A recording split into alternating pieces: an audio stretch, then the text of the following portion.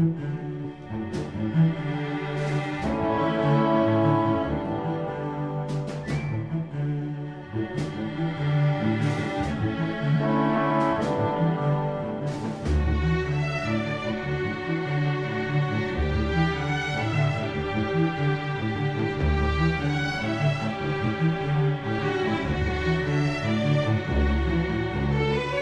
morning, everyone.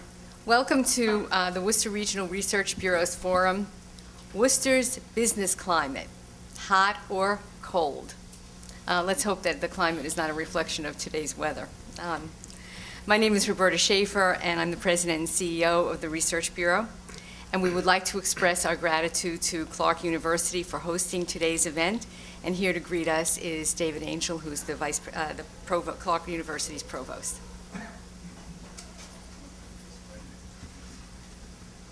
Good morning, everyone, and thank you, Roberta. We're a big fan of the Research Bureau, so it's always a great pleasure and an honor, frankly, for us to be the host for the events. Research Bureau really is one of the great resources of this city and this community, and Clark's connections go way back on that. She stole my line, though, Roberta. You know, I had the answer down here. You know, business climate, hot or cold? I had it right down. You know, the answer's 28 degrees Fahrenheit. But there we go. We have a terrific and interesting program this morning, and I'm really, interested, and I know you want to get to that quickly. So let me just say again, welcome. We're looking forward to an interesting morning, and really looking forward to, getting some real intelligence into the economic situation here. We're interested in this as a stakeholder. The business climate in this city is very important to Clark University and all the other colleges and universities that make up the Worcester Consortium. We also hope to play our part in strengthening that business climate. So good morning and welcome.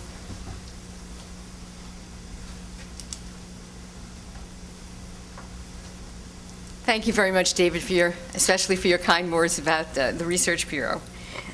Excuse me. Today's program is part of the Francis Harrington Forums on Municipal Government, and it's generously sponsored by Polar Beverages. And I hope that we can get the banner that's there, because it is wonderful with all the polar bears. I want to also thank Fred Mulligan, who's the president and CEO of Cutler Associates, and a member of the Research Bureau's Executive Committee, and he helped me to organize today's event. The Research Bureau also wishes to express its thanks to the Telegram and Gazette for advertising today's event, and the City of Worcester's government channel for taping this, and it will be shown on the government channel at various times over the next few weeks.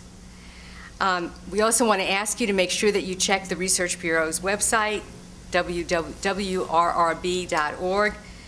for all our PowerPoints will be up on our website, and all our events that are being posted for 2010 will be up there as well, plus our latest report, which just came out today.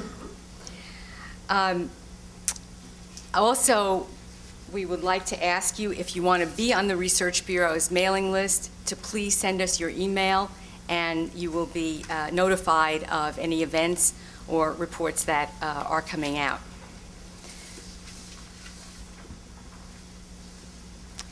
"10 days ago, the Worcester City Council once again voted the lowest residential tax rate, thereby transferring a larger tax burden to businesses. Some would argue that this is not the way to befriend businesses. At the same time, our public officials say they want to expand the tax base in order to lessen the burden on all taxpayers. What policies would attract business expansion and relocation, and how does Worcester's business climate stack up? That's the purpose of today's forum. It's now my great pleasure to introduce Mike Mulrain, who's serving as today's moderator. Michael has been the CFO at Polar Beverages since 1995 and has helped the company complete over 30 business acquisitions in the past 15 years. During that time, Polar has grown from $50 million in annual revenues to over $325 million today. He has led several real estate expansion projects in Worcester and in the company's New York location that have resulted in the addition of about 400 new jobs. Mike is a graduate of Bentley College, became a certified public accountant, and worked for 10 years at Deloitte Touche in Boston, and he then worked in investment banking before joining Polar. He's the current chairman of the Worcester Children's Friend. He also serves as treasurer of the United Way of Central Mass and is a director of the Worcester Regional Research Bureau. Mike? Thank you, Roberta. First, I'd just like to say it's a real pleasure to be here today on behalf of Polar Beverages. Polar is a company with a little history in the city, now in our 127th year, and we owe a lot of that success to Worcester and the business climate overall. We're also a big supporter of the Research Bureau. I think to Roberta's point a few minutes ago, it's always a challenge to run a business and to grow a business in any area, but seems like, over the years, I know our company, we feel like we're a target of everything from, we make sugared soft drinks, which is one piece of our business and not even that big of a piece, to, putting trucks on the road and everything else. So we certainly support the Research Bureau, Roberta and the staff for everything they do to help businesses in the Worcester community at large. Just another point too, coming in this morning, I was reminded on the radio that, it was a year ago today that the ice storm hit. That, matter of fact, I think there was a Research Bureau event, and I don't think anybody even knew what was really about to happen and how bad it was. But when you think about that was also the beginning of this recessionary period that we've been in for about a year. I mean, it really started in the fourth quarter of last year.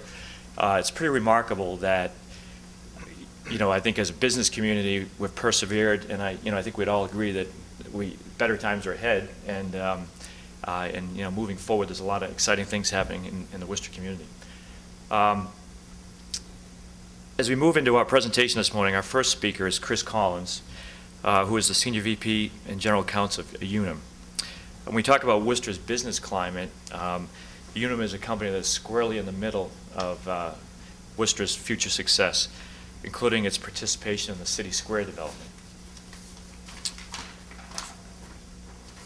Chris started at the Paul Revere Life Insurance Company in 1984 and has held various titles since then, and now he is the Senior VP and General Counsel. In his current capacity, Chris is responsible for all the legal services provided by Unum, and he leads a department of 200 people, including 56 lawyers. That's probably not an easy job for anybody. Chris was admitted to the Massachusetts Bar, the U.S. District Court for the District of Massachusetts, and the U.S. Supreme Court. He is also a member of the Massachusetts Bar Association and American Bar Association. He is past president and a trustee of the Worcester Art Museum, the past president of the Bridge of Central Massachusetts, past executive committee member, and current director of the Worcester Regional Research Bureau. Chris is a graduate of Holy Cross and he got his law degree from Vermont Law School. With that, I'd like to introduce Chris Collins. Now I have to figure out how to do this, Roberta? Or is your expert technician going to do this for me? Thanks for that introduction, Mike. Oh, you're welcome. And let me tell you one thing: they can go after the the sugar-filled drinks, but don't let them take Orange Dry. Okay? That's where we roll it out. We take up arms when they come after Orange Dry. Okay. All right, great. Well, thank you for having me here this morning. I'm going to talk about my favorite topic that I can't leave the building without getting asked about. Even when I go home at night, my wife asks me what's going on with City Square. So I'm going to talk a little bit about why we decided to move our location and stay in the city of Worcester. And that'll be my presentation this morning. I believe Tim will, I don't know who's next. Is it Tim or Chris? Tim. Be next. And Tim will talk a little bit about why that foundation is there for businesses like ours to choose the city of Worcester, and then Chris will follow and maybe give some more general comments about placing developments in cities like Worcester. But let me tell you a little bit about what we went through to make our decision. When you work in a big company like mine, everything gets measured. Everything gets measured very frequently. And the metrics of our building compared with other Unum facilities was not stacking up very well. You'll see in the next slide, I actually have some graphs that show some of the things that we measure in our facilities management area that showed our facility here in Worcester not stacking up very favorably. You see the cost per person was the highest in Worcester of all of our facilities. Our capital investment was shown to be really ramping up and increasing over the next 5 or to 10 years. In fact, even today, we spend close to $2 million a year in capital in the building that we're presently in. And it's a lot of money to keep pouring in to that building. And when you think about how we operate our business today and how that facility is laid out, a lot of mismatch going on there. So we made a decision to study the facility, and these are some of the metrics that I talked about. You don't even have to know what color Worcester is. If you can see the outlying bar on each chart, that's Worcester, okay? But some of the more, the troublesome ones, the square feet per person, you have 531 square feet per person. You can build almost a small home, for each person in Worcester. Not highly thought of around the company, but the cost per person, as you can see, was really way more than what we were spending in our other locations. And the utilization of the space was below what we would expect to be optimum for a facility that we have in the Unum family. So what we did was we hired Meredith and Grew. And this is one of my favorite parts of the story, because I got a call one day from Mike Taylor, who works in our Chattanooga headquarters. And he said, Chris, we're going to hire Meredith and Grew to do a study on your business and on the facility in Worcester. And, the head of their commercial real estate operation is a guy who says, and he's saying all this with a very heavy Tennessee accent. He goes, do you know a guy by the name of Ron Perry? He said, he went to college with you. I said, do I know Ron Perry? I said, I used to sleep out at night to get, tickets to watch him play basketball at Holy Cross. I said, yeah, I think I know who he is. He was on the front page of Sports Illustrated, I think, in 1978. So it was, I said, I think I know who he is. And Ron and his team came in, and I have to say, they've just done a superb job, and they've represented us very well. They did an exhaustive study of our facility. And we looked at a lot of things. If you've been to our building, we have Worcester's only skywalk that connects our main building with what we call the Harrington Building, which is an old high school here in Worcester. And we thought about maybe we could split that off and sell that part of the building. And we explored that. And we looked all around central Massachusetts. We did. I visited many buildings that were ready for lease in the suburbs. And we looked at those buildings, and they were all compared to our present facility. And I have to say that if we had made a decision to go out into the suburbs, I guess the reality was we'd be working in the suburbs. And I have to say it's nowhere near as dynamic as working in a downtown urban location. And for me personally, maybe it's just because I've worked in downtown Worcester for so long, it just seemed like a lifeless place to take a large group of people and kind of capture them every day and really almost imprison them until the end of the day, and then they get on the highways and drive home. So there were some intangibles that made it not very attractive to a lot of us. And the other thing you should know about our company is that we're not located in New York and Los Angeles and Chicago and Dallas, some of the big cities in America. We're located in Chattanooga, Tennessee, and Portland, Maine, and Columbia, South Carolina, Dorking, England. We have an operation in Carlow, Ireland, Columbia, South Carolina, Glendale, California. These are not major cities when you list who are the great, large cities in America. And in each of these cities, our company is a major downtown employer. And so we have a culture in our company where we really understand what we mean to cities of this size. Chattanooga, Tennessee is the exact same size as Worcester, 175,000 people.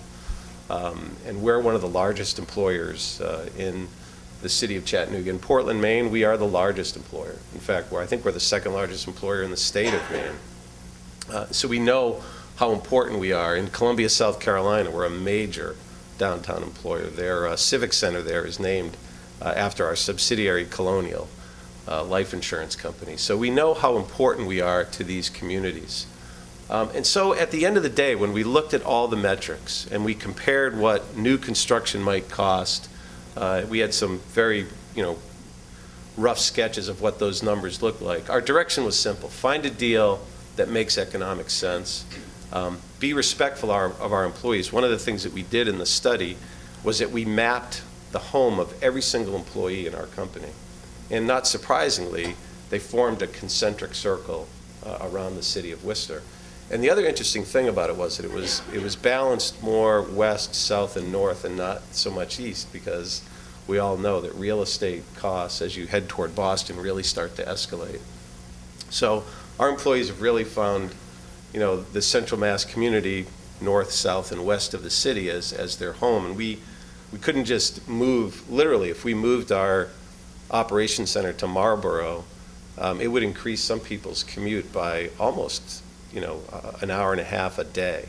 So we were very, very respectful of what the impact would be on our employee base.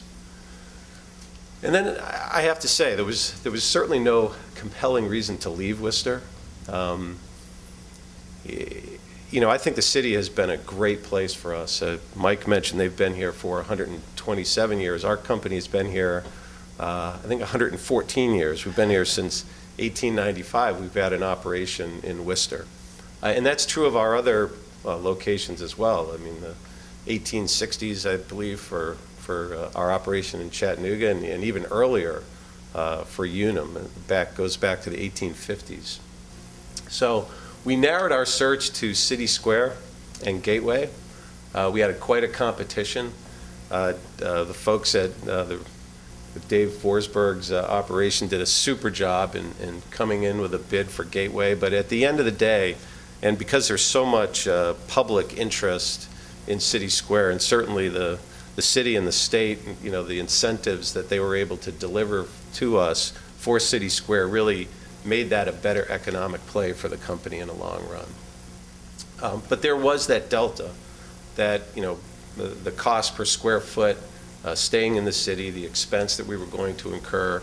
And so we worked with the city, and they have been terrific. Tim and Mike and the city council have all been very, very easy to work with for us in this deal.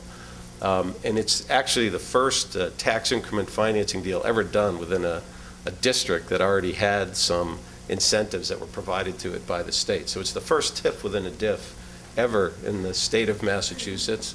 That doesn't mean much for you, those of you who aren't in economic development, but I got to tell you, this is a big deal when it gets to economic development. And I can't say enough about what having Tim Murray as Lieutenant Governor has meant to this whole process. He's been extremely helpful to us. That whole state economic development team would come out to our site, tell us about the various tools that they had to make this deal make sense for the company. We signed a letter of intent. I know it seems like a long time ago. It was April 1st. Some people think that was prophetic in some way, that we were just, it's just some kind of a joke, but it isn't a joke at all. And it's no secret the lease negotiations have been extremely difficult. But they're nearing an end. Where we work at this, I can't tell you how many people and how much time we've put into it, but this is going to happen. I know you know that Tom Watson was here just a few weeks ago to speak to the Worcester Economics Club, and made sure that the commitment is clear that we are moving our operation to City Square. And as soon as we can work out some of the continuing complexities, this is going to happen. And a few comments about Worcester. It's no secret that part of our corporate culture is to get involved in the community. I learned this as a student at Holy Cross, and it's kind of hard when you're a student, when you're learning these principles about what does it mean to be men and women for others. What does it mean to have a company that's located in the center of a city? What kind of an impact does that have on the life of not just your own employees, but the people who are around it?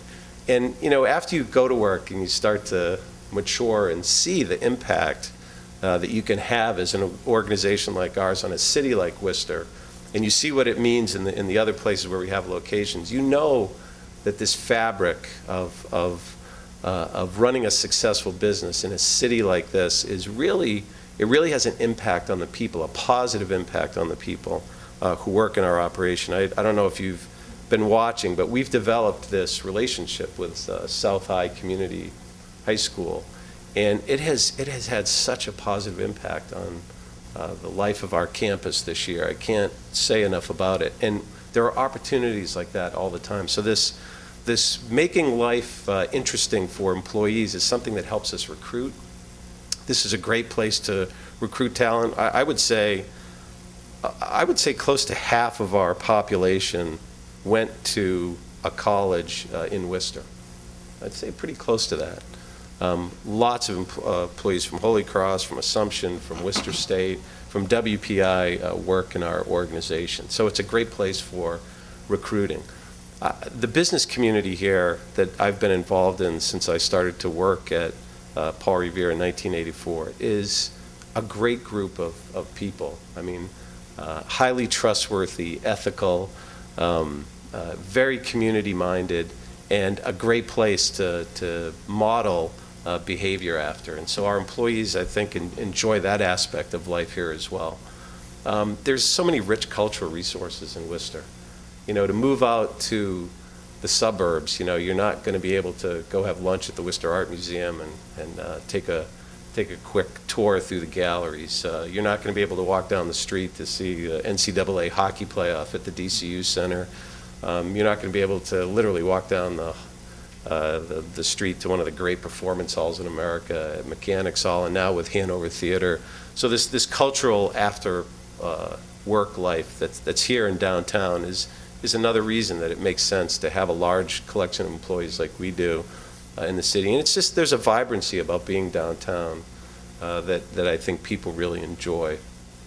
And the city's been good to us. You know, like I said, we've been here since 1895, and the city's been good to us. I think we've been good to the city, and we wanted that relationship to continue. The rest of this is really just showing you some of the aspirations of what's going to happen at City Square.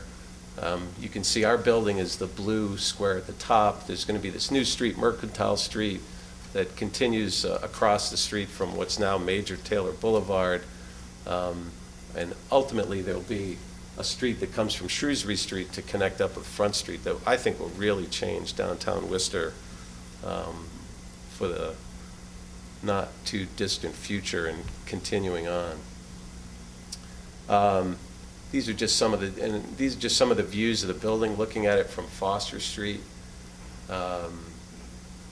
This is going to be a new street behind the building. This is Mercantile here. If you traveled down there, you would ultimately come to the hospital and Major Taylor Boulevard, but this will be the back of the building and a street called Eaton Street that will be built back there. Another view from Eaton Street. This is another view from, there's going to be a courtyard down here that's kind of depressed about 10 feet below the street level there that our employees can use. Another view of that courtyard. This is looking in the interior. The windows are floor-to-ceiling windows.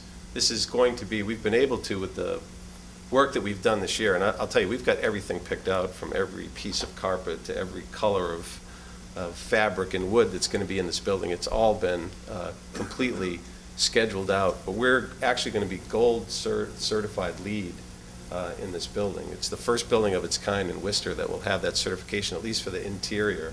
I believe the exterior, the core and shell, will be silver LEED, but the materials that we're using for the interior is actually going to meet the gold LEED certified level, and we think that's a real leadership move for the city of Worcester in new construction that will come on after this one. But these are just some of the views from the interior of the building. And I think this is, I love these nighttime views. It really lights up downtown, makes it look like Broadway, doesn't it? You know, the 7 Hills of Worcester, just like the 7 Hills of Rome. It's the same thing.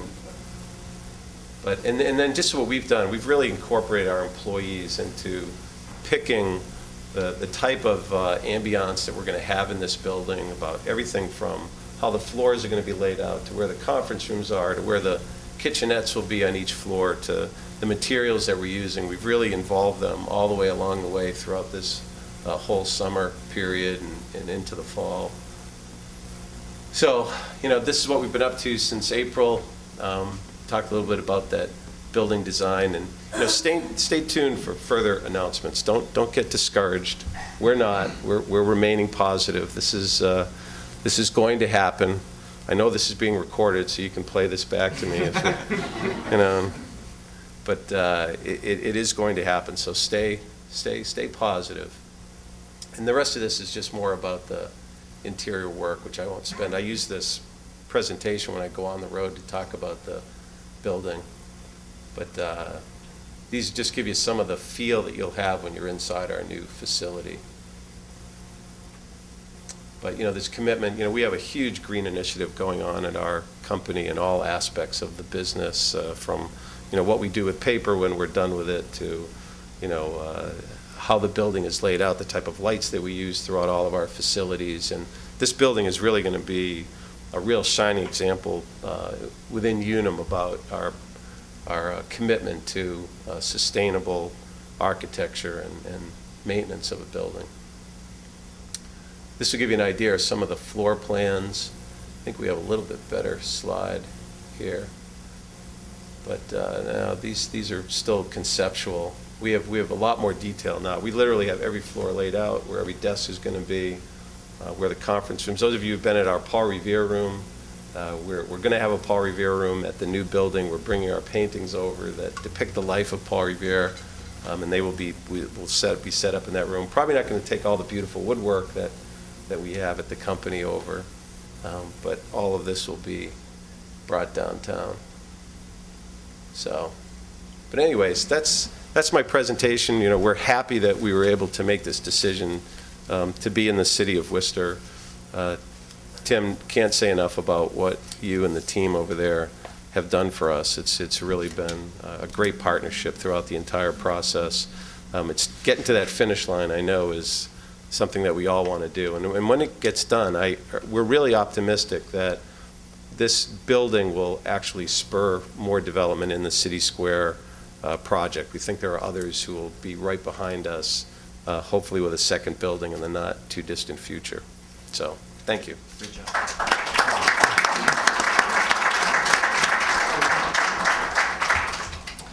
Thank you, Chris. I think we're all pretty lucky in the city to have a guy like Chris representing Unum and what he does for Unum and the city. When you think about that project staying in Worcester and the number of jobs that ideally stay downtown, it's vital to keeping all the spin-off businesses in place. And you see it all across America. When you have employers downtown, you've got restaurants and all kinds of other things that go with it. So again, I think we're all lucky to have Unum here.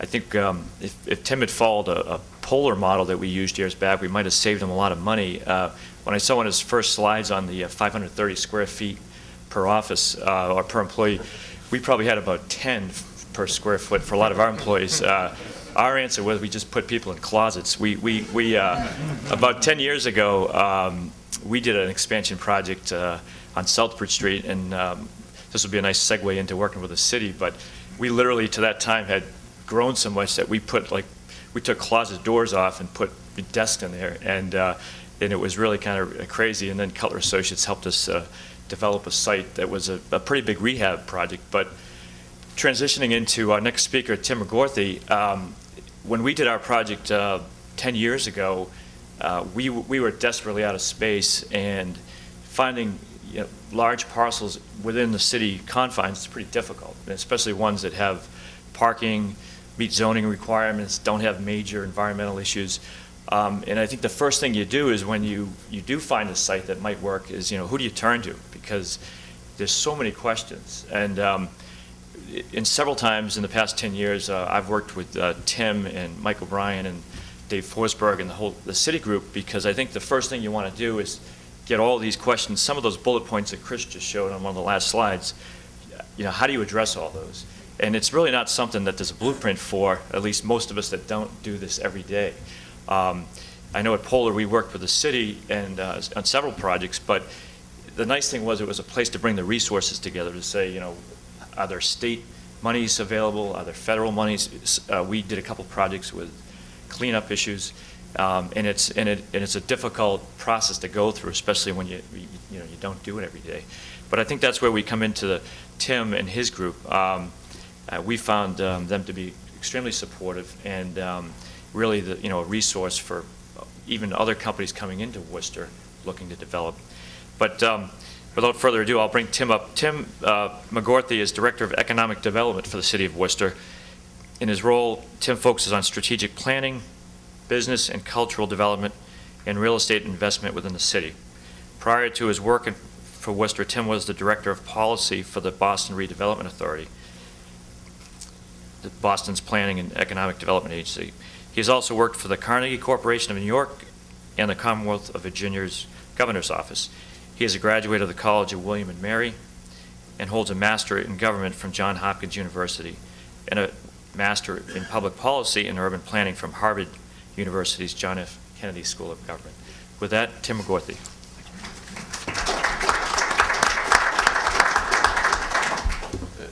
Thank you very much. I will point out that I was at the WRRB presentation last year during the ice storm and was surprised at how few people came out to watch.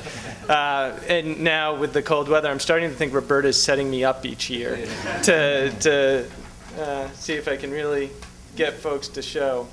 I'm going to be a little biased, I'll admit, in my presentation here. You just got the punchline of my front slide because I have a strong belief that Worcester's business climate is actually very hot. And I appreciate following two major companies located here in Worcester that have made the choice to be in Worcester. And I think that's the most important point about what defines a hot market. People are choosing that marketplace. They're choosing that area.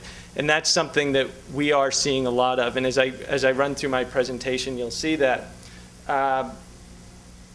First, just to give you a sense of some of those indicators that illustrate why Worcester is the place that people are choosing.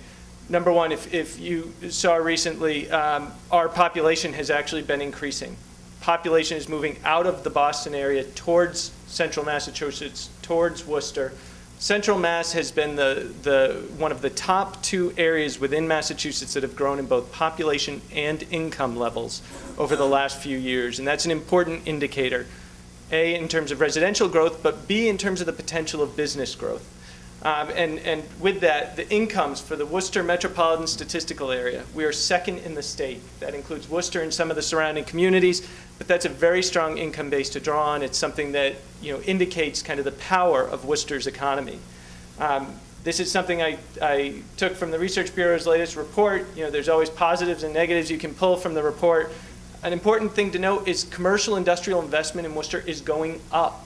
People are actually putting more money into Worcester in terms of commercial growth, industrial growth, a 28% increase from FY09 and from FY08 to FY09. Next, too, our Class A office occupancy. One of the big points within the report was that office occupancy within Worcester has gone down. But two comments on that. Number one is Class A office occupancy has gone up. People are looking for better space that better addresses their needs, space that illustrates the value they see within their companies. And number two, if you look at a different sample of properties, Colliers, Meredith & Grew is one of the few organizations, brokerage firms out of Boston that actually tracks the Worcester marketplace. According to their estimates, and they use a different population, they identify about 1.8 million square feet of office space within Boston. But to them, we're the strongest marketplace within the region, within Massachusetts. We're the only area to experience positive absorption. We have a lower vacancy rate than Boston, Cambridge, Route 128, Route 495. And that's an inherent strength within the Worcester market that's been there throughout. If you look at the vacancy rates across the board over the years, Worcester has always remained fairly steady, whereas other markets are bouncing up and down throughout. And that's something we can build on. It's one of the reasons why we as a city are so supportive of new growth like Gateway Park, like City Square, because those are the projects that will be able to absorb additional Class A office users into the marketplace. And finally, unemployment. I don't want to dismiss the fact that there are economic impacts going on across the world right now. We are in an economic recession, although signs do indicate that we may be pulling out. But importantly to note, Worcester is not an outlier. We are not well beyond what others are. We're actually in the middle of Massachusetts metropolitan areas in terms of unemployment rates. We're lower than the national average. That's a great sign. Importantly, as I was looking at the statistics in October, which was the latest available data, there were over 300,000 people who lost their jobs due to big layoff activities. They track, if it's a layoff over 50 or more, it's tracked by the federal government. None of that was in Worcester. None of that has been in Worcester. To my knowledge, there's only one organization that has actually triggered that layoff notice by the federal government, and that's the city of Worcester. We're the only ones who have laid off enough people at one time to cause notice at that level. And so that's an important sign. The business community is doing well, and they continue to do well. It's a struggle, and everyone has to be on top and careful and conservative in their approach, but there is faith in the market, and people are still choosing this market. And importantly, others, what makes us hot? Well, are people talking about us? And the answer is yes. A lot of people are talking about us, and a lot of people are talking about us right now. If you look at this list, these are national publications, national assessments going on. So many people are identifying Worcester as a growing market, as an important market, as one of the tops in the nation. That's something we often forget. As we look around, there's all the things we could be doing, but there's a recognition outside of all the things we have done. And that's an important piece to note. And this is just something we put together to look at kind of what are the projects going on around the city. And this covers the last probably up to 3 years. And it's looking at some of the major investments that have been done over the years and how some of the follow-up triggered projects flow from that. We have Chris here talking about City Square and Unum's move to City Square, and that's clearly an important project for Worcester and for the downtown. However, that's one arrow on this entire slide. There is so much activity going on all across the city, and it's small activity, it's focused activity. Going from this kind of 3-year view to a 1-year view, we've been looking at the downtown. Within the last year, you have seen 6 buildings get completely renovated, gutted, renovated, and brought back online within the downtown alone. That's major change going on in our urban center. And people don't recognize that. People don't always see it. It doesn't get the play that some of these bigger stories often get. Look at 4 more that are underway, that people have looked at them, they've gotten financing, they're putting together the pieces to start some major change within some of these buildings. And then obviously on the books, there's key projects that are out there that are getting ready to go that will be going on probably in 2010. So this is a big message that we need to send out there. Is Worcester hot? Yes, it's very hot. It's hot to the touch. You have to look down and see what's going on. And then finally too, don't forget what's just happened. We quickly move on to, well, that's something in the past, what's the next big thing? These are major investments in Worcester that have happened just over the last few years. These are transformative projects for almost any location they would have gone into. And we can't look at them as a simple drop in the bucket and, well, that's done. Let's move on. These are major growth items. These are the foundations for Worcester's hot climate and for where we're going today. I broke this list into taxable and non-taxable items. For taxable investments in the city of Worcester, and this is just a rough list. This is our sitting down in the office and kind of doing a quick tally of what's out there. What are people looking at doing? What have they just done? What's the investment going on? We've got over $1 billion in taxable investment and an additional almost $1.2 billion in tax-exempt investment. And this was my one nod to those who think tax-exempt and pilots and all that needs to happen, that it's cold, hard cash, not hot cash. But still, it's important to note that there is investment going on in both the taxable and tax-exempt side. This is investment going on here within the city of Worcester. It shows, again, to that point, people are choosing Worcester. They are choosing to invest in Worcester. They're putting their money here. This is a list. A few years back, the National Association of Industrial and Office Properties and Northeastern University's, at the time, Center for Urban and Regional Policy, did a list of what is Worcester's market like and what is it that people are looking for. And these were the topics. Going through that list, you could pull out what is it that businesses find important about a community. What's their very important criteria when they look for location. And I think if you look down this list, you'll find that we have every one of these criteria at some level. obviously highway access. We've got Interstate 90, 290. Importantly, we've invested in Route 146. That opened just a few years ago. Parking. There was an article in the Worcester Business Journal the other day about parking. There is no part of downtown Worcester hits the maximum threshold for parking ratios based on the National Transportation Safety, or whoever it is, AASHTO, whichever one of those groups tracks it. If you hit 85% saturation, at that point your parking is considered full because people will have to drive around looking for a space. Nowhere in downtown Worcester hits 85% saturation. There's always parking within walking distance. Traffic, our commute times are short. I think it's about 20 minutes for the average commute for a person from Worcester. Airport, we have an airport. We hope Massport will have an airport soon, but we do have an airport. Over 66,000 enplanements annually at Worcester Regional Airport. People are flying in and out of that airport. There's one commercial airliner, but there are many private charter jets going in and out. Infrastructure, obviously infrastructure is important to us. We look at highway, we look at rail, we look at the bus system. It's something that we will continue to focus on, but it's something that Worcester is very well served by. Rents, our rents are fairly low compared to some of the surrounding areas, compared to Greater Boston. You know, that's an asset. It's a difficulty when we're seeking new development, but it's an asset when we're seeking to offer space. So if we can get that space online, we think the rents will draw people in.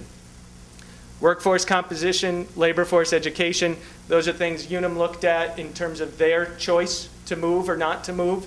Workforce is key. We have over 6 million people within an hour's drive. We have a strong workforce here within the city. Importantly, in Worcester, if you break down the 25 to 34-year-old age bracket, almost 40% of our residents here within the city itself have a college bachelor's degree or higher. That's higher than Providence, it's higher than Hartford, it's higher than Manchester. You know, some of these competitor cities, we're doing extremely well. We have a very strong educated resident base to draw people. And then timeliness of approvals. We were the first community in Massachusetts to undergo the expedited permitting designation of a priority development site. We just went further and designated the entire South Worcester Industrial Park area, as well as Gateway Park and some of the buildings around the North Main area, Lincoln Square. But importantly, our average approval time is 45 days. Charlie Monahan at Mass College of Pharmacy tells the story how it took 3 months in Worcester, what would have taken him 3 years in Boston. That is such a selling point. That is an average. For us to become expedited permitting, priority development site, was an easy choice because it's a 180-day restriction. If we're at 45 days, we're never even coming close to that 180 days. So timeliness of approvals is a big Worcester asset. How do we continue this growth? How do we increase that option and bring more people into Worcester? It's about laying the groundwork structurally. It's about making sure we have the right people in the right places, addressing all of the components for those decisions, and making sure the right team is in place. It takes a lot of actors to make development happen, to bring people to the table, to make Worcester an attractive place for growth. We continue to work with all of these different groups to try to make it a place where people will invest and come, and that the businesses that are here will continue to grow and flourish. Finally, it's about selling us, sending out the message. How do we put out that positive story about what's going on in Worcester? You know, we use things like our website or our e-newsletter. There's other ways, working with other folks, send the message, show how much is going on in Worcester, talk about the change that you see going on in the downtown, talk about where we are headed as a community.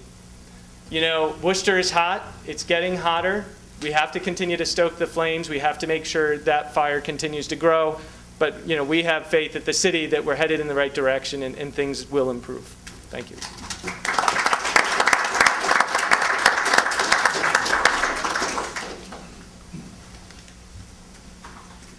Thank you, Tim. I think the only thing Tim left out on his checklist up there, he mentioned how parking and the availability in Worcester, for those of us that are from Worcester, and I am, people never pay for parking in Worcester. People drive around for 2 hours to avoid paying the $2 downtown. It drives me crazy, but it happens every day. But no, good job. But one other point, too, I would just like to echo from Polar's perspective. I mean, the number one reason that we continually try to invest in Worcester, and we're actually bringing jobs back from outside operations, is the employment base. I mean, we find that the employment base here has been our most loyal and strong work ethic, and we have much more success. We've got locations all around the Northeast, but we're starting to bring jobs back. We just find that from all the different skill levels, it's a very solid employment base, and I think it's a big asset sometimes we overlook. Our next speaker is Chris Steele. I think when you talk about looking at doing a project, I mean, we heard from Chris from a sort of a corporate side, Tim from the municipal side. Chris represents a consulting firm that many times you need to bring into these projects to pull all the resources together and actually, you know, lend a hand on the various pieces of the project. Chris heads up a firm called CWS Consulting Group, offering location strategy services to companies, communities, and developers. Chris' background is in small city planning, as well as a Big Four consulting firm, Ernst & Young, and a world-class logistics company, Trans Systems. And this has resulted in a unique perspective on how the concept of place impacts business and community success. Chris has worked on such projects as Boeing's selection of Chicago for its headquarters, Intel's expansion to Tacoma, Washington, and Sanofi Aventis selection of global production sites. He has also used his corporate location knowledge to help port authorities, economic development agencies, elected officials, and other public sector entities understand how to more effectively compete for business attraction in the global economy. With that, Chris Steele. As Mike was just saying, my background is in urban planning originally, but then what I've really been doing for the past 18 years or so is corporate location selection, as well as economic development and business attraction consulting. And what I wanted to do is give you a little bit of a perspective as to how Worcester looks when you're taking a look at it from the outside, when you're initially going through and speaking with a company about what their location needs are likely to be, going through the screening models, and then starting to introduce yourself to the community, possibly for the first time when it's in comparison with others. So to kind of start off from that, I just wanted to set the stage a little bit. You know, you hear about site selection consultants consistently. When we're looking at sites, at communities for where to put a business, we're always kind of approaching it from the perspective of, we're not trying to find a piece of dirt or a building necessarily. What we're trying to find is a community, a location that's going to be able to partner well with that company as it goes forward. Something that's going to be able to satisfy the business requirements, which usually means access to qualified talent, access to other business partners that are out there in the area, some of the institutions that you were talking about earlier, and things that are really going to provide a long-term partnership of success between that business and that community. In order to kind of understand how some of these things come about, it's also helpful to understand what the motivations of that company are. What is likely happening in their world at that point that is going to make them need to make a location decision? And it can be anything as pedestrian as a real estate event, such as a lease termination, through some other fundamental change in the business. We were talking in the introduction, we talked about Boeing. Boeing's fundamental change was they had grown up from being a commercial airline manufacturer to being something that was very different. They had gotten very involved in the defense industry. They were getting much more involved in information technology, and they felt that they needed to make something of a fundamental organizational change and take the headquarters out of what had been their commercial airline headquarters. So they needed to find a new identity for themselves as they move forward. Obviously, other things can make a need for a new location as well, whether it be cost, whether it be regulatory change, whether it be access to a new market, and so on. So that as companies are looking to figure out where they're going to be moving that next plant to, where they're going to be expanding to, where they need to relocate to, these are some of the key things that we're talking about. You know, labor skills and talent. You know, one of the things, we'll talk about some of the attributes of Worcester a little bit later on, but labor skills and talent, this is truly one of those sustainable type issues that we're talking about. Is there a talent pool that can sustain that company over time and bring the new ideas and innovation that are going to make it more successful over time? What are the overall operating costs vis-a-vis the trade-off that you make for some of those other attributes that you get in that location? What are the partners and the customers that are sitting within access to that particular location that can contribute to the success over time? Transportation and access. How do I get my people into and out of that location? How do I get my products into and out of that location? Utilities and other infrastructure, real estate and facilities, business environment, taxation, and incentives. There's a lot of buzz about incentives. Usually, the way that we try and advise our clients is that incentives can't make a bad location good, but it can help to actually cement the partnership, the actual relationship between a company and their location. It's nice for that kind of last-minute thing to be able to cement the deal in place. And, of course, quality of life. The process that most companies will go through, and it was funny because I was at a meeting down in Fort Lauderdale on Monday. By the way, rude awakening to come back to this after that. We had 4 different location consultants up at the front of the room over the space of 2 days. Every single one of us had almost exactly this same slide. Most of the processes that either companies go through on their own or site selection consultants go through is something along this line, where the first step is to work with that company almost in a therapeutic kind of a situation. Tell me what's going on in your life. How long have you felt this way? How can you think that could change? And to understand really what the dynamics of that business are. From that, being able to tease out what are the location-dependent things that are happening with that particular company, and start to apply that towards the immediate need for the new location. Once you have that, you can start to collect objective data through databases and through your own past experience and add that into a weighting and ranking model to start to come up with a short list of locations that meet those criteria. Once you get past that second bar, you can go out and go into the field to start to examine some of the previous things, start to see what kind of partnerships you can in fact build with that community, and start to complete your financial models to see what the trade-offs are. From there, you can go into the final negotiations, find your right set of real estate, and start to push things from there.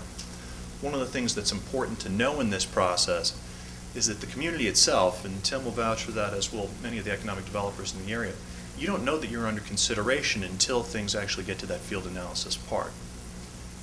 So, one of the basic challenges is how do you make sure that you're on the site selectors and the company's wish list, on their knowledge list, as they are going through those first 2 phases. Here are some of the things that I think that you should be trumpeting out to people like myself as well as to the corporate community, really nationally and internationally.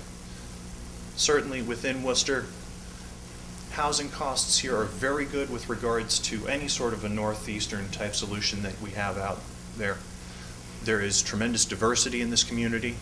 You have all the amenities of a big city and still have the small city connectedness. You know who your decision makers are locally. You can reach out to them. They're incredibly accessible. You have a manufacturing infrastructure, which, by the way, I think is going to come back in terms of its importance. If you take a look at what's happening with fuel prices, what's been happening with fuel prices over the past 5 years, I think that you may start to see more regionalization of manufacturing once again. And the talent that you have, particularly with some of your machine shops and some of your talent that are here, is something you might want to pay attention to. The healthcare institutions that are in this area focus on healthcare, particularly as we start to get to a situation where we're going to have more people that are actually covered under insurance plans, are only going to be a good thing for places that have a strong healthcare infrastructure in place. Higher education, of course, WPI, Holy Cross, and I think we're in some sort of a higher education institution. Clark University, of course, as well. These are the things that actually provide for sustainable talent over time. Things that should be on our radar screen as well. Plus, you have the larger regional context of the things that are happening within the Commonwealth of Massachusetts and New England more broadly. High innovation, high talent, the transportation infrastructure. You think about everything that's so densely packed in here that people have been putting in place over the past 400 years, and it's nice that they have done that for us. The tax structure, which is kind of a mixed thing out here, I'll come back to that in a second, as well as the overall economic vitality. By the way, just a quick thing on tax structure. We have this reputation here in Massachusetts as being Taxachusetts. What is the worst state for overall tax exposure in the 50 states? Does anybody know it? Anybody want to take a guess? My home state of New Jersey. Yes. Massachusetts ranks 34th out of 50. We're actually not as bad as we think we are. And for everything that you get for that tax dollar, it's actually not a bad trade-off. Now, here are some of the perceptions that perhaps we need to work on a little bit. Within Worcester, the split tax rate and how the property tax has more proportionately been impacting the business community rather than the residential community over time. And part of that has been how particularly manufacturing has declined in the city over time. There is a bit of an imbalance that needs to be addressed. Accessibility is good on road. There is an airport. The mission of that airport should be decided. There is probably an opportunity for increasing the ability to do rail into the community, both freight and passenger rail into the community over time. Labor flexibility, there are some, yet we are a union state. We know that we are a union state. We need to be able to bring organized labor to the table as a competitive advantage. There is a lot of skill in that organized labor, but we need to have them understand that they are competing against labor, not just in the South, but labor that's overseas. And we think that there is a real place for them to be at the table with regards to that. Permitting process, you're great here in Worcester.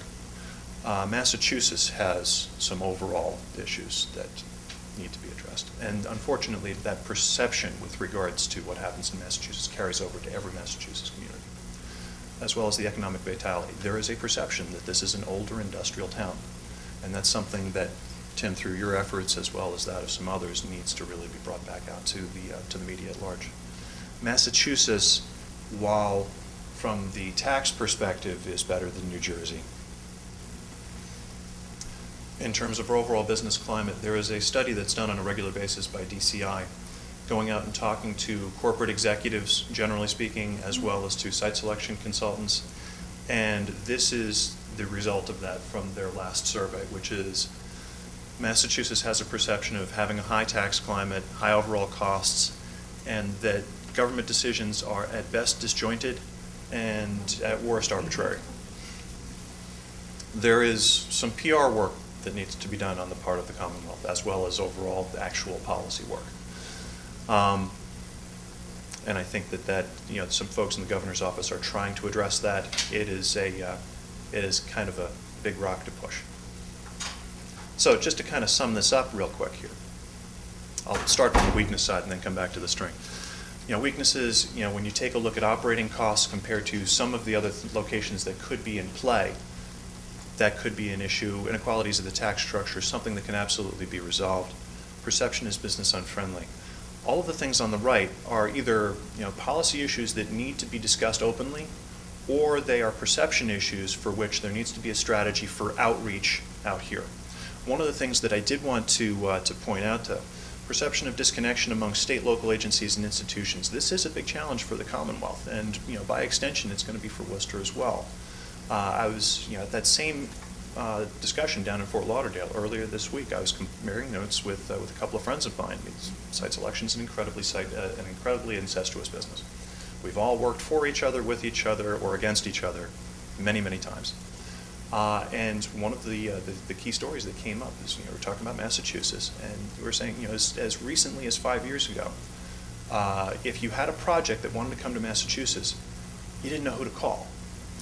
It's very, very easy if you're talking about something with Florida. You either talk to the state or you talk to the regional economic development agencies, and they're approaching you on a regular basis, so you have their card in your Rolodex. For Massachusetts, the longest time was we didn't really know who to call. If you went to the web and said Massachusetts Economic Development, you got kind of a planning agency that really wasn't the right organization for talking to with regards to business recruitment into the Commonwealth.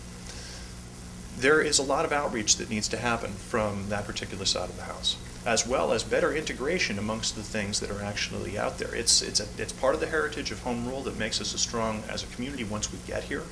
But in terms of our external face as the Commonwealth, it's something that we need to work on. Now, the strengths, of course. Here in Worcester, there's a fantastic quality of life, particularly in terms of the cultural institutions that are right here in the Commonwealth. And some of the folks that are doing outreach now are doing a very good job of bringing that out to folks like myself. Access to the trained workforce. Good road connections with additional room for improvement. Strong educational and industrial institutions, very good cultural amenities, as well as robust regional strengths as it's tied into the Commonwealth over time. Things that you can do as a community, these are all going to be in the PowerPoint that are going to be available to you afterwards. This is kind of a general list, but I think that there is one in particular that I would like to draw your attention to as this community, and that's the second to last, which is the actively reach out. You have a strong institutional and business community. That word needs to go beyond the community out to the broader national and international forum. There needs to be a lot more proselytizing about what a good community Worcester is and why it's been successful for your institutions. That'll go a long way towards overcoming the perception of this as being an older industrial town. And of course, be creative with how you do it. That's pretty much what I had to say. Thank you very much.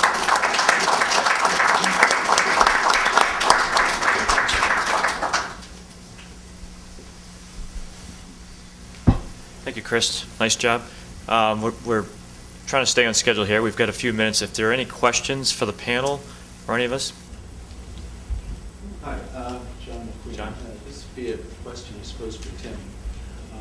Moving forward in terms of potential assets for us, how would you add dimension to the impact of the CSX transaction that's going to, on one hand, move people, human capital, as well as potentially when the Beacon Yards get shifted from Alston, the freight dimension and distribution centers that are going to be located west of Worcester? Sure. The proposed CSX relocation out of the Beacon Yards is obviously important to Worcester. By doing so, it enables the Worcester-Boston rail corridor, which is the only commuter rail corridor not owned by the MBTA, to be purchased by the state to become a primary rail passenger rail corridor instead of freight rail corridor, and enable us to increase the amount of commuter rail traffic along that route. The question is, what is that impact then on freight rail? Where do the Beacon Yards go, and how does that affect Worcester? Right now, you can double stack rail from the Port of Long Beach, Los Angeles, all the way to the Port of Worcester, and at which point only single stack containers can get from here into Boston. And so for us, I think there's a great opportunity if that transition of rail to, rail freight to truck traffic occurs more steadily here in Worcester, that it becomes the end point of that rail system. We become even more of a transshipment center for goods traveling from the West Coast and the Pacific broadly into the New England region. It's a question of where will they locate, where will CSX go? It'll be a question of how much investment can the Commonwealth do within that line to make it more passenger friendly. All those things will have to be dealt with, but for us, it's something we obviously are following and advocating for highly, because I think it's a positive for Worcester in the end. In front? Sure. John Carnegie. Chris, I'd like to thank you again for your presentation, particularly because as someone who is traveling the country and the world and being able to benchmark Worcester and the attributes and challenges within the state, I thought that was extremely insightful. And your last 2 points about actively reaching out and being creative, I want to share with this audience a resource that is presently sitting in the department with the Revenue Committee. It's House Bill 2692. That helps to incentivize everyone in the Commonwealth to help attract companies to the Commonwealth, and ideally to Worcester, of course. It gives them a 20% of the taxes collected from a new company located in year 1 to their benefit, 10% year 2, 5% year 3. So that turns us all into brand ambassadors for the Commonwealth. And secondly, from the municipal standpoint, at the tax classification where I last saw Roberta last week Tuesday, I'm suggesting strongly that the municipal government work strongly with the colleges and universities to set a benchmark to retain 10% of the graduating college seniors and work with the alumni that are in decision-making capacities to tie in with the consortium's annual job fair, bring those decision makers to Worcester, have them learn more about the benefits of Worcester since they were last here as students, and then work aggressively on putting those jobs in place to then retain the 10% college workforce. So I appreciate that. Of course, what Chris is doing as well with Unum and bringing that company in as a catalyst for the City Square project, and of course, Mike, with the work that Polar has done, and Tim, keep up the good work. Just to kind of add on that really quick, thank you very much for that. What you were just talking about with regards to the alumni associations, that is a very powerful tool that's been used by economic development agencies across the country. I mean, you have there a willing audience with regards to folks that presumably have had a good experience with regards to their education they, can be very, very strong ambassadors for the community if you engage them in the right way. So thank you. Thanks. Hi. Just a couple of comments and questions. As far as UNIM's choice to stay here in Worcester, I think that's wonderful. Listening to so many people, well, actually mainly the city manager, talk about it's City Square, it's really going to happen. UNIM's really going to stay. I give them a lot of credit, but I think you and your enthusiasm should be out maybe talking more to the general public.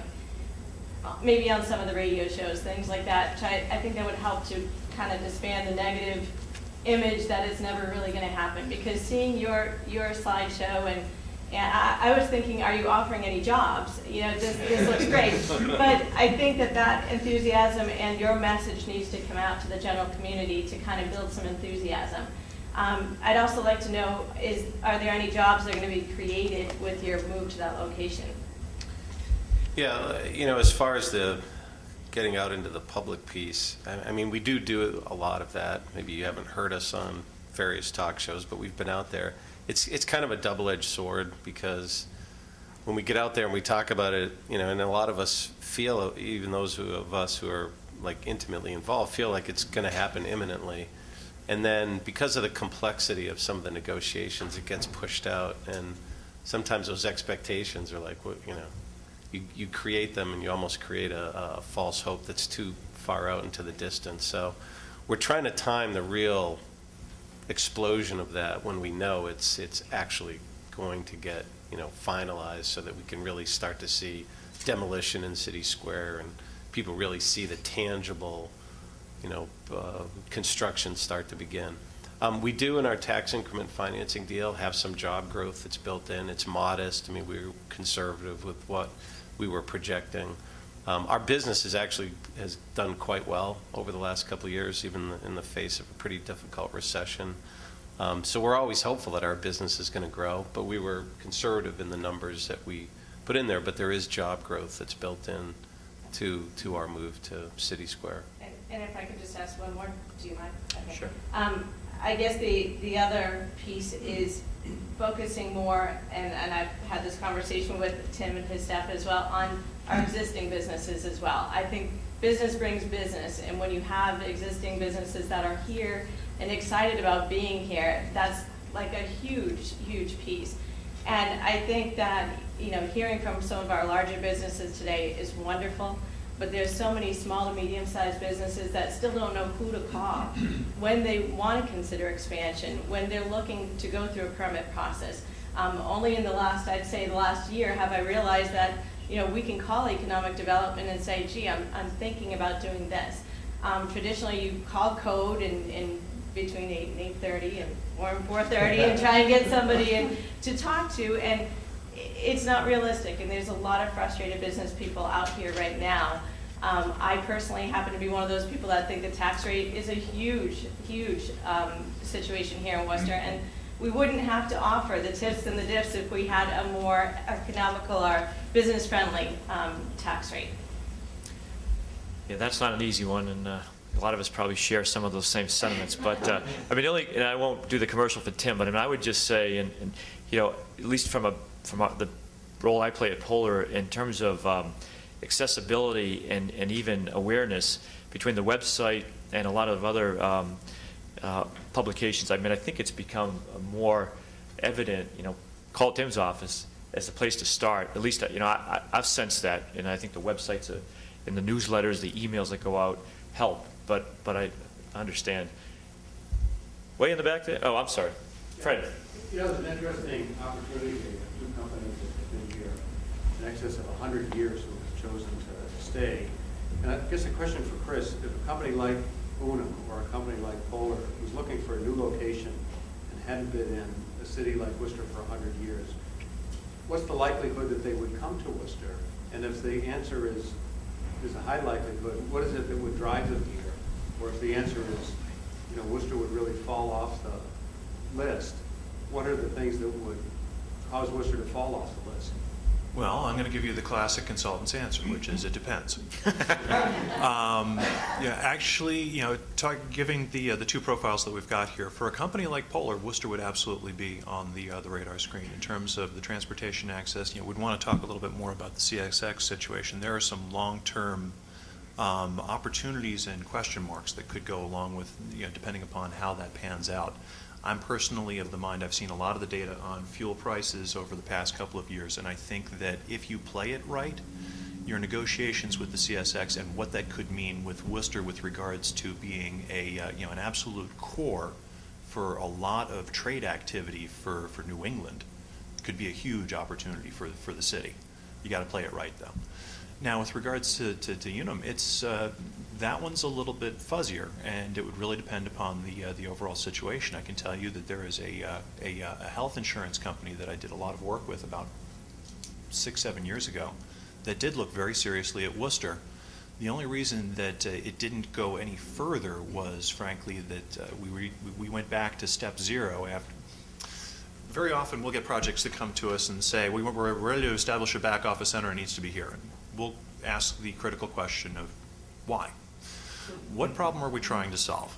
And actually, I have to admit, Tim, we probably unsold a sale for you on that one. Because the problem that they were trying to solve was not that they needed a new call center, it was actually that they needed to find a better sustainable workforce solution for what they were doing.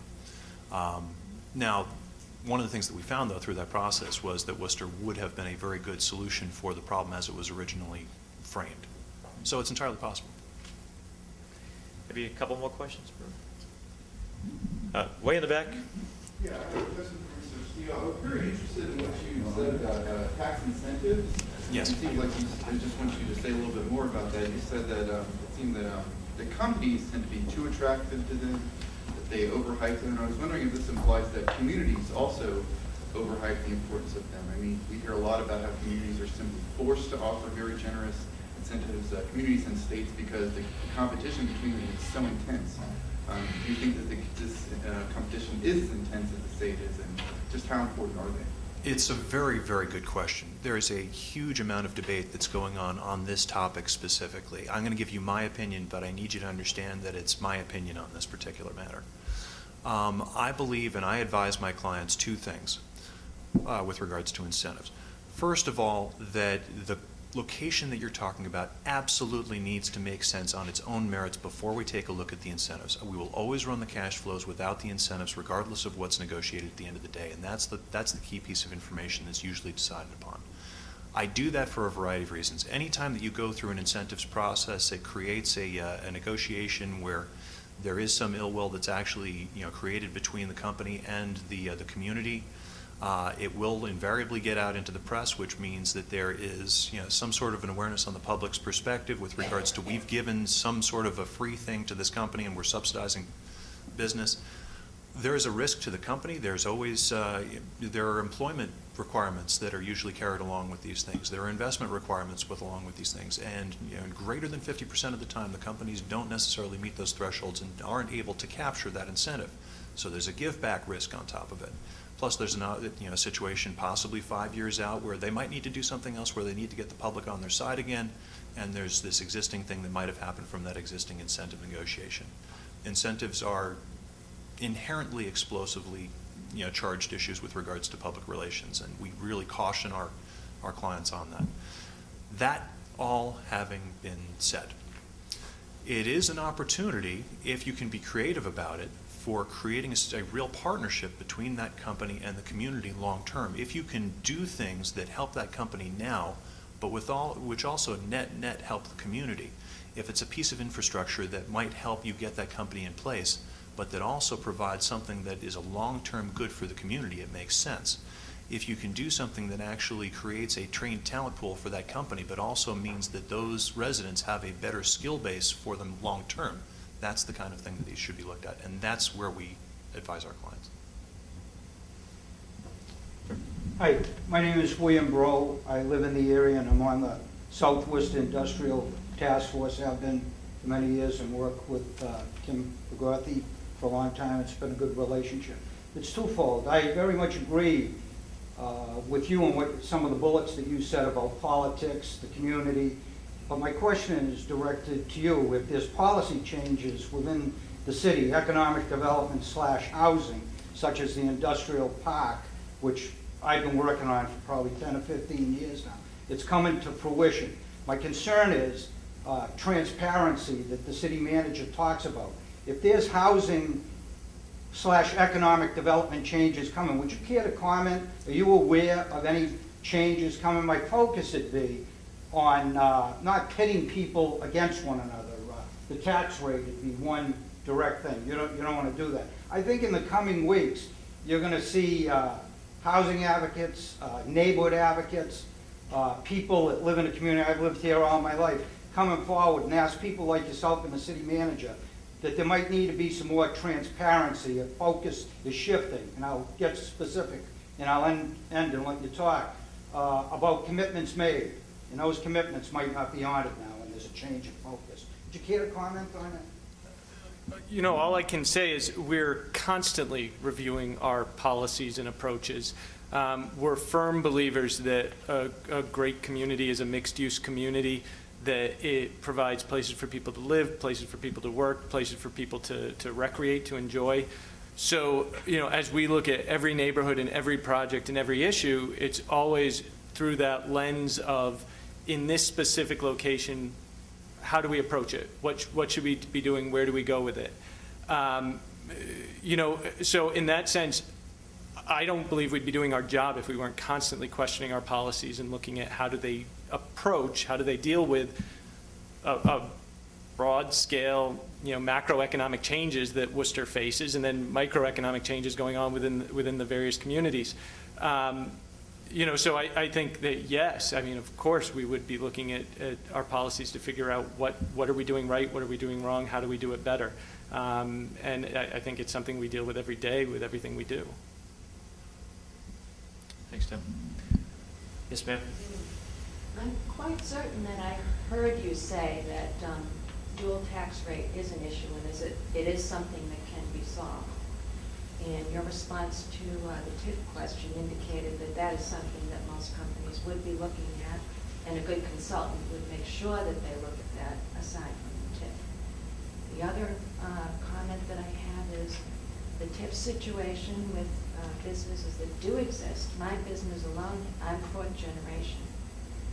The first 3 generations never had to deal with a dual tax rate that has gone way out of control. When existing businesses in this city hear of tips being given, I'm sure that we look at it that the rest of us are making up the difference that the city and the infrastructure needs. Not only the residents, but the businesses are looking at their rates go up, and you know, the amount of money that they then have to invest in the infrastructure and the government to make up for the tips that are being given out. And since you say it's a hopeful thing, and when we go to meetings, it's being said to us basically that it's a good idea, but we don't know how to do it. We can't get there.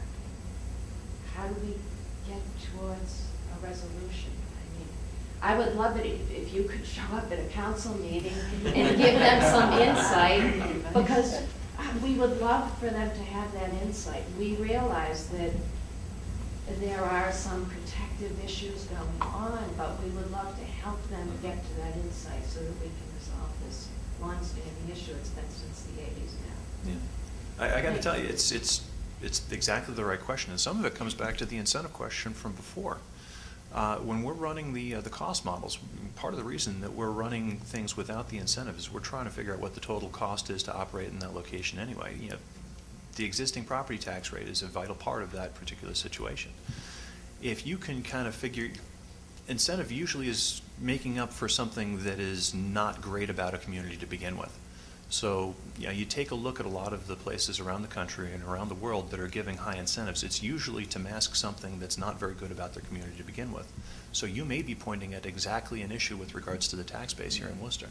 I think it makes sense to actually run what the total tax exposure and revenues due to the city are, and see if there's a better way of coming towards that solution. It's It's a complex political question, obviously, but it's one that somebody can put some numbers to try and figure out. If I could just say one thing on that too, although I should say discretion is probably the better part of valor, but there it is. One point, in terms of tax incentives, because of Proposition 2.5, any tax incentive that's provided to a company isn't made up by an increased burden on others. The assessments are all there. It's just in one case that person isn't required to pay to their assessed value. So, the financial burden doesn't go elsewhere. The services burden does, in the sense that there's less dollars than at municipal government, so there's less that government can do to support different activities. The second piece is I completely appreciate your pain about the issue of new business versus existing business. We have because of the way the state financial incentive programs are structured, we can't provide incentives to existing businesses unless they are expanding. The whole purpose of the incentive programs are to encourage expansion, which means job creation. So in many cases, our hands are tied. If a business is in trouble and they are dealing with potential decrease in employment as opposed to increase in employment, right at that moment, we're the least helpful person in the room. And that's unfortunate. That's not where we want to be. We want to try to help these companies survive. We want to help them grow, but we are constricted just based on the incentive tools that we have at our disposal. You say that the tip, the tip being given is not being made up by the current tax base, valuation-wise. Does that speak to the rates that are then distributed to the residents versus commercial business? Yes, definitely. It doesn't have any effect on the rates? No, because you have a commercial assessment and then you have a residential assessment. That's irrelevant to how much people are paying. That's how you get to the rate setting. And then, the incentives are simply affecting one, microcosm of what's within that various element. So it doesn't have an impact on you in terms of financial impact. It does have a service impact. If government has less money to spend on programs, it affects all of us equally. I just have one other Yep. thing.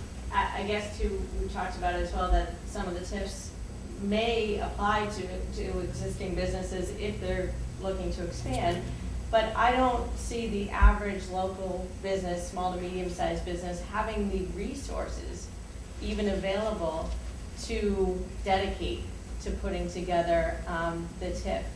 And that's a huge concern, because we're being told that, yeah, it's available to you, but, I mean... You need 56 voters. Right, exactly.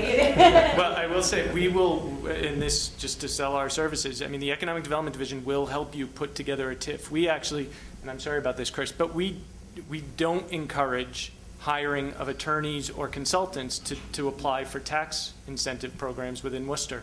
We don't believe it's necessary. We walk people through the process. So it is a bit daunting. There is a lot of information that needs to be provided. There's forms that have to be filled out. We have to be careful that we're not giving away tax dollars unnecessarily. But at the same time, we will get you through that process without any need to go to outside expertise. I think we're bumping up against the clock, but your next meeting, Roberta, if we put the dual tax rate on the agenda, you can probably fill up the DCU Center. So, but I'd just like to thank the You've panel. definitely frozen me out if that's the next agenda item. I'd just like to thank Tim, Chris, and Chris for a great job. And thanks again, Roberta.